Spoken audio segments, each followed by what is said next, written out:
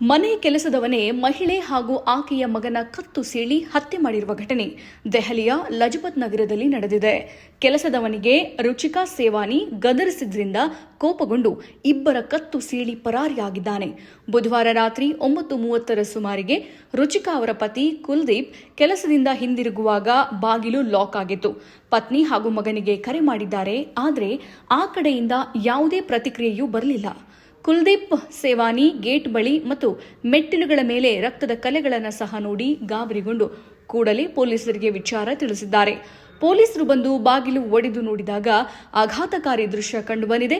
42 ವರ್ಷದ ರುಚಿಕಾ ಹಾಸಿಗೆಯ ಪಕ್ಕದಲ್ಲಿ ನೆಲದ ಮೇಲೆ ಮಲಗಿದ್ರು. ಆಕೆಯ ಶರ್ಟ್ ರಕ್ತದಿಂದ ತೊಯ್ದು ಹೋಗಿತ್ತು ಮತ್ತು ಆಕೆಯ ತಲೆಯ ಸುತ್ತಲೂ ರಕ್ತ ಮಡುಗಟ್ಟಿತ್ತು. ಮಗ ಕ್ರಿಶ್ ಬಾತ್ರೂಮ್ನ ನೆಲದ ಮೇಲೆ ನಿರ್ಜೀವವಾಗಿ ಬಿದ್ದಿದ್ದ. ಸುತ್ತಲೂ ರಕ್ತ ಹೆಪ್ಪುಗಟ್ಟಿತ್ತು.